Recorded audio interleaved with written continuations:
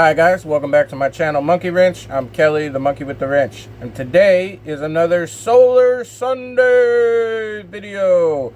So thanks for stopping by. Make sure you hit the like button, stay till the end. There's some important stuff you want to see. You saw the name of the thumbnail, so you're here for a reason. Please subscribe. And I want to thank today's sponsor. That's Watt Cycle Battery. The links will be in the description down below, the special monkey box. This is my battery. There are many like it, but this one is mine, and you see how light it is. I can pick it up. Look, I can even hold it with one hand.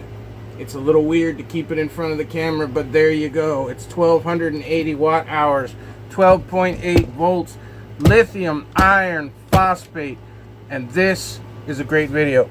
I've been using this in my shop for the last few weeks.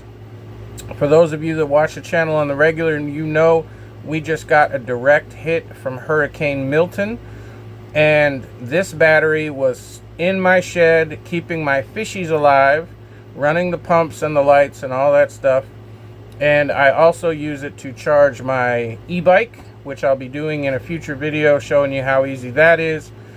And this thing has been working for me since I got it, so I wanted to wait a little bit before making this video. Made it through Hurricane Milton just fine, and everything turned out okay. A lot of people in the area wasn't so okay, but I wasn't too worried about the power outages myself because I have solar panels and I have these beautiful batteries.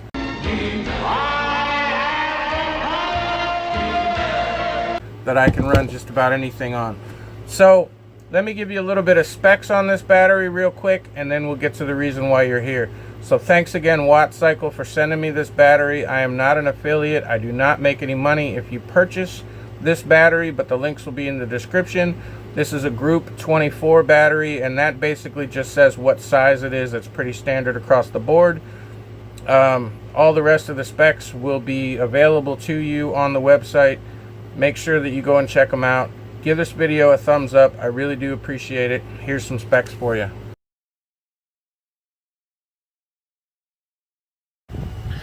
This is my Watt Cycle battery. And yes, it's all dusty on the top. You know why? Because I've been using it, and I have been 100% happy with this battery.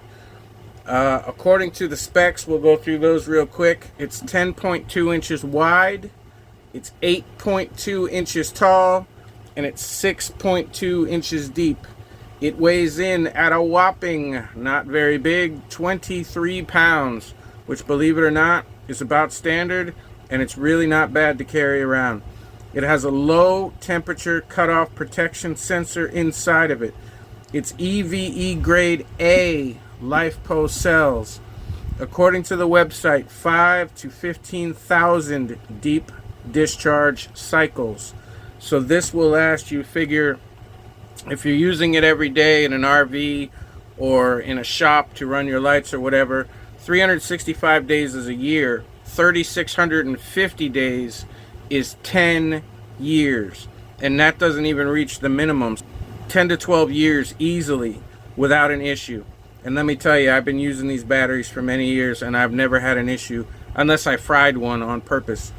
So it really does it's going to get you several years use time. It has a built-in 100 amp BMS, that's battery management system. It can sustain 1280 watts for an hour. It's a 1280 watt hour battery. That's 100 amp hours. 1280 watt hours means you can run 1280 watts at the same time for an hour. So if you're only running 100 watts, then you can run that for 12 to 13 hours. So you just do the math on that. The thing that I love about this is it's waterproof. It has an IP65 rating, so you don't have to worry about it getting wet, getting splashed, things like that. Now, I wouldn't leave any battery out in the rain, but if things get wet, you don't have to worry. This thing is waterproof, and it's certified across the board: SDS, UN 38.3, FCC, CE, ROHS, and UL ratings. Now, this is a standard 12-volt battery, which is 12.8 volts is what's standard across the board. It is a lithium iron phosphate battery, and it comes with this nice sticker on it. It comes with these caps on top, red and black, that go on. After you get your wiring in place and you tighten these down, it gives you some protection so that in case you drop something on top of it and it would make a connection, then it won't spark across there. So these little things, you know, they're nice to have, and they're little details that were not left out. Now, I've had comments in the past, including from friends of mine, who said, that's a cheap battery because it just has a nylon strap as a holder, as opposed to other ones that have the plastic handles that fold down in place and come up. And let me tell you something. In fact, let me put this down. I prefer the nylon strap for a couple of reasons. One, you know, this nylon is a lot stronger than the plastic handles that they put. And I have batteries where I've actually busted those handles, and then I have no way of being able to pick this up with one hand. You have to lift it up with two hands. The other thing I like about this is that if this nylon strap breaks, you can replace it. All you have to do is feed it out. It comes out, you push it this way, and then the whole strap feeds out of the way, and you can actually replace that. And that is something that you cannot do on the other batteries with the built-in handles. So you might say it's a cheaper quality, and I'm not going to do it on camera, but I'm telling you that things break. And since this is one of those things that breaks, the handles, I prefer the nylon strap. But that's just me. That's the way I do it. You can also see under the terminals, let me take these caps off, you can use a wrench. Let me show you by pulling one of these out. You can use a box wrench to tighten it down, or you can use a Phillips head screwdriver. It's also marked on the battery positive and red for positive. That's a nice inlay so that even if that were to get scratched off or you couldn't tell, you know red is positive and you know black is negative. On these, you have a built-in washer and lock washer that do not come off. And that's a nice touch too. And a lot of times I won't put a wrench on, including today. Usually I just use a screwdriver and tighten it down. In today's demonstration, I'm just going to be hand tightening it like that and showing you that it makes just as well a proper connection. And with these little caps, you can actually turn it a little more, so it makes a really good connection. Now, as far as the rest of the specs for this battery, there are hundreds of videos online that will run these through all kinds of technical tests where they put loads on them, and then they give you the measurements and they tell you that these batteries really do live up to their reputation. I'm not going to waste your time with that. I'm going to show you a very practical usage for this battery. I'm going to do it right in front of your eyes, and we're going to have some fun. So come on with me.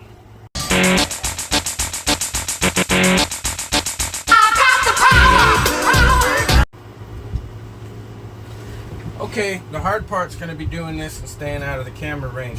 We are currently inside my office. This is a 6 by 14 foot utility trailer enclosed. This is what I use for my office. So what I have here is a series of things that we're going to be using my Watt Cycle 12 volt 100 amp hour battery to power. Just like if you were to put a system in your van, your RV, your office, your shed, whatever the case may be. And I just figured, hey, this is pretty much stuff that people in van life would be using to make their life a little bit easier, and how inexpensive it really can be. Because all you need is a battery, an inverter. This is a 500 watt inverter. It's not even a big one, and it's not expensive. This video is not about the inverter. I will put a link in the description if you're looking for a good inverter. I'm just going to give these a quick tickle tight.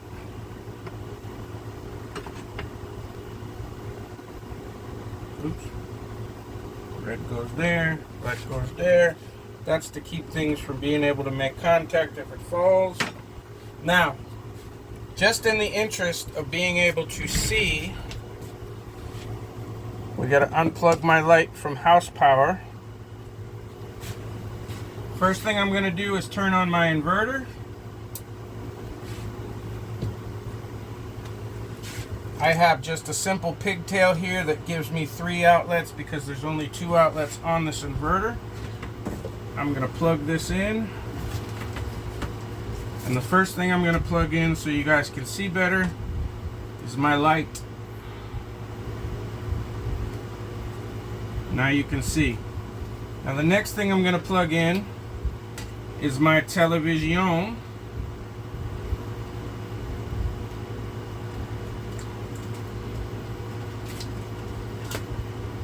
And let's turn that on.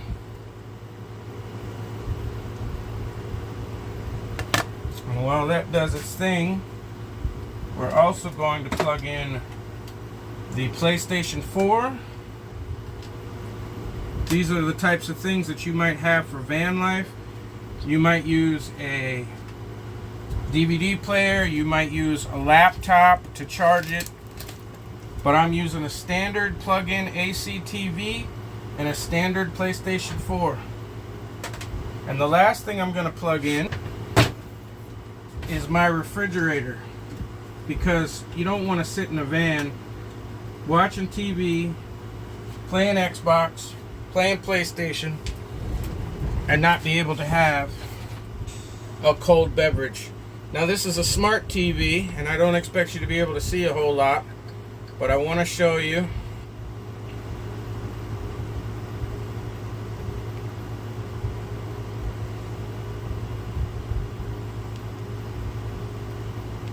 In fact, I don't want to show you somebody else's channel. I want to show you some things that won't get me copywritten. And for some reason, I have one of my own videos in the Watch Later library. Hi guys, welcome back to my channel, Monkey Wrench. I'm Kelly, the monkey with the wrench. Lately, I've been trying to do a few different kinds of videos other than just fix. We can pause there, take the sound off. Now, I want to show you the refrigerator. I had to have it plugged in for a little while, and it's down to 38 degrees. Got a couple of cold drinks in here. And during the course of this video, the AC compressor is going to kick on and off a couple of times. I wanted to show you that the TV works just fine, so if you have an internet connection, say you have Starlink, or you're close to somebody's house with Wi-Fi, I happen to have Wi-Fi, your TV is going to work just fine. Their system, they remove these panels. Oh, and it's a solar panel video. And how fitting for Solar Sunday. Now, the last thing I want to show you, while we're enjoying our night in van life, or we're out at the campsite with our RV, or we're doing whatever the case may be, I'm going to go over here and the PlayStation 4. No signal. Is it on? Well, let's remedy that. We got just the tiniest bit of flash there for a second. When I turned on the power of the PlayStation 4, there was a little tiny flash in the light. That light is plugged in. The refrigerator's plugged in, the TV's plugged in, and the PlayStation is plugged in. My handy dandy wireless controller here. And the whole point of showing you this is you don't need a huge setup to be able to set up your van to run the things that you want to run. You don't need a huge setup to run an office, a shed, a game room for your kids. You know, a battery like this with a solar panel that was just on my video, the ones that I have outside, this battery will charge from 0 to 100% in about 3 to 3.5 hours. And it will run all of this gear for several hours before I run out of power. So it'll keep the refrigerator on and keep cold drinks for the kids. So maybe you have a garage room or they have a playhouse in the back and you want to be able to give them power.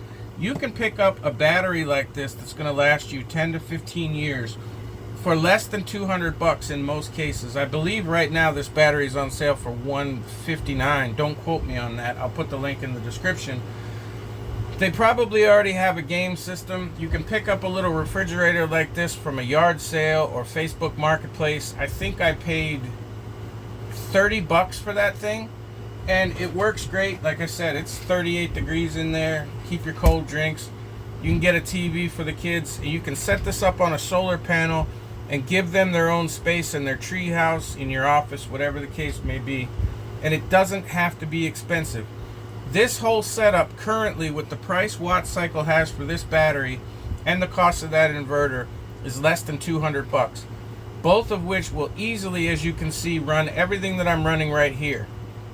Now, if you're setting this up in an RV or a van for van life, clearly you want to have a shunt, you want to have a fuse, you want to have a cutoff for your solar panel, you want to have permanent wiring, you want to mount the inverter somewhere where it's solid, where it won't bounce around or move, you want to strap your batteries down. Clearly that's the case. This isn't a how-to video, this is a how easy video. So let's just see what we got here. Pac-Man, that'll work. I gotta mute this or I'll get a copyright strike.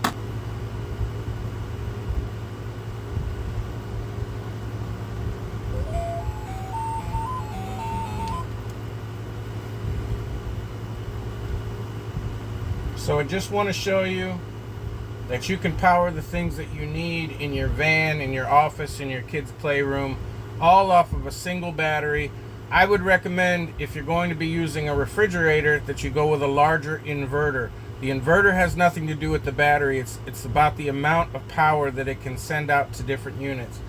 The refrigerator here draws about 350 watts when the compressor kicks on.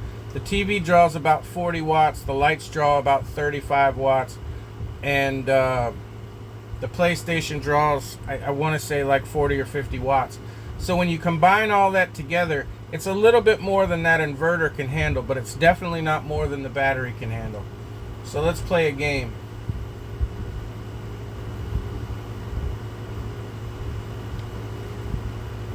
I haven't played this in years.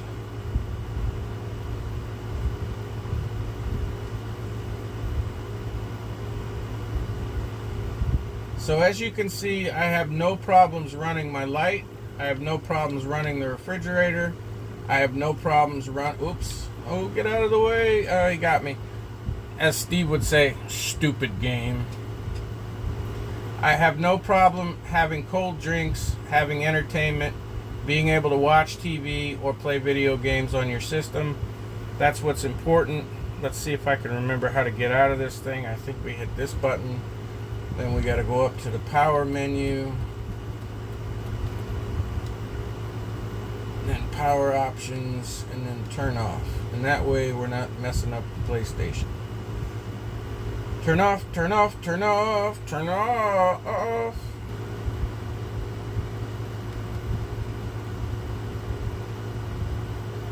And if you have a smart TV, you can watch all your stuff. In fact,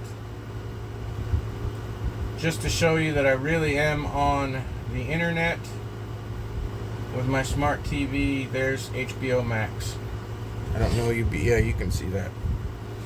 So I hope this video helps you understand that it doesn't take a huge system to run the things that you want. With an inverter, I would say at least a 1,000 watt inverter for this kind of setup. With a single battery, you can run your TV, your PlayStation, your refrigerator, fans, lights, all those kinds of things. Remember, the light's even plugged into that. You can have a nice basic system in your van, office, or playhouse, and it doesn't have to cost you a lot. You can depend on Watt Cycle batteries. There's no heat on this thing. Everything's good. It feels nice and cold. No issues whatsoever. You can do the math and figure out how long it's going to run. And remember, this is 1,280 watt hours. So if this runs 50, that runs 50, the light runs 35, that's 135, plus the PlayStation, let's just say 200 watts. You can run that for a little over 6 hours before that battery will go dead. And you can charge that up with a simple battery charger for LifePo batteries, which I have from Watt Cycle. I'll be making a video on that. You can set that up with a solar panel, and you can charge it as you see fit. If you want to add more batteries, you can add up to 4 batteries in parallel or series together without doing any harm. And I'll be doing a video on how to set up batteries in series or in parallel. With Watt Cycle, you're not going to have any problems at all. I hope it gives you a practical way of looking at battery power, how simple it is to use, how easy, how safe it is, and how much fun it can be. Thanks for watching. Thanks for subscribing. Hit the like button. It's somewhere between my chin and my balls, and I'll see you soon.